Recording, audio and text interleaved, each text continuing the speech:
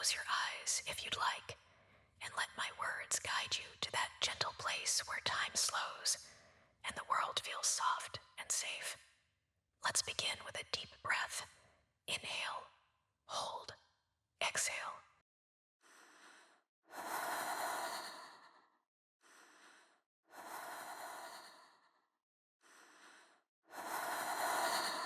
Feel your body grow heavier as we step into this memory together.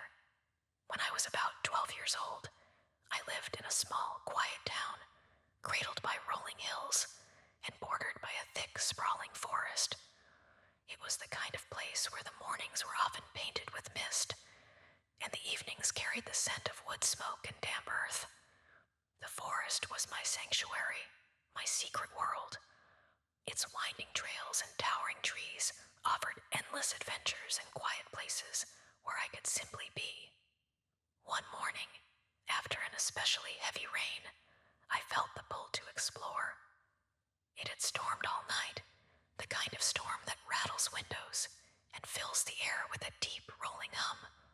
By dawn, the rain had softened to a steady drizzle before finally stopping altogether, leaving the world soaked and sparkling.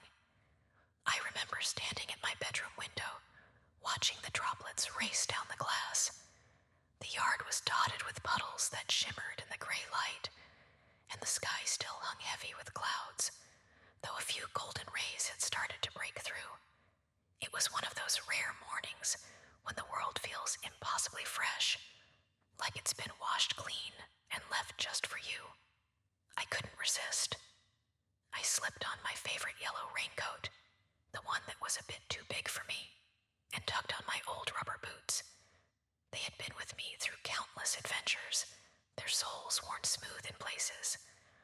My mom called out something as I slipped out the door, something about staying dry or being back by dinner, but her words were already fading behind me as I stepped into the cool, damp air. The wooden gate at the edge of our garden creaked softly as I pushed it open. It always made the same sound, a long, low groan that I found oddly comforting. Beyond the gate lay the path to the forest, a narrow trail flanked by wildflowers and tall grass. The rain had bent the grass over, its tips heavy with droplets, and the flowers seemed to bow under the weight of the water. Each step I took felt deliberate, grounding.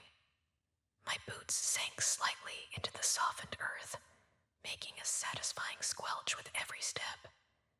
I could hear the gentle plink of water dripping from the trees ahead, a soft, rhythmic sound that seemed to match my breathing. The forest entrance loomed before me, its towering pines and oaks forming a shadowy archway. I paused for a moment, standing on the threshold, and took a deep breath. The air here was different, cooler, richer, filled with the scent of moss, damp bark, and the faint sweetness of wildflowers. It was as though I had stepped into another world, one that moved at its own pace, unbothered by the rush of time. The trail wound deeper into the woods, its edges lined with ferns and tiny mushrooms that had sprung up overnight. The ground was littered with fallen leaves, their colors muted by the rain, and every so often I'd catch the glimmer of a puddle reflecting the pale sky.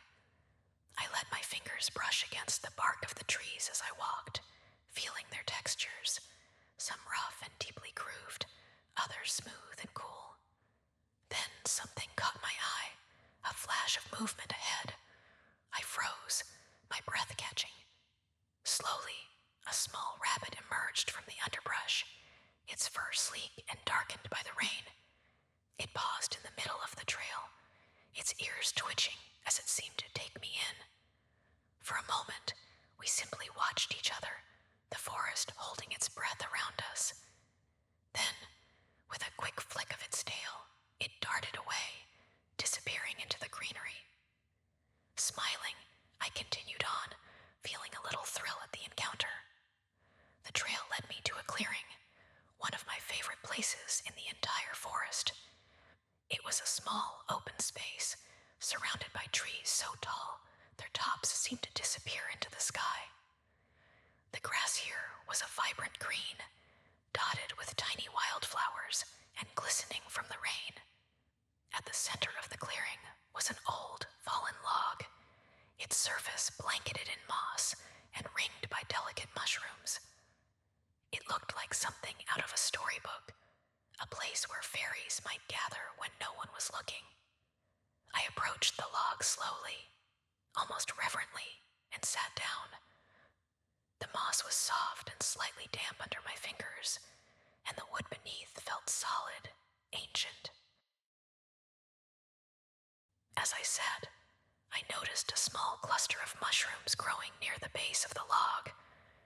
They were tiny and delicate, their caps smooth and pale. I leaned in closer, marveling at their intricate details, the faint lines that radiated from their centers, the way they seemed to glow in the soft light. I imagined what it would be like to be as small as a mouse, wandering among these little giants, their stems towering above me like tree trunks. Time seemed to stretch and blur. I felt a deep sense of calm, as though the forest itself was wrapping me in a warm embrace.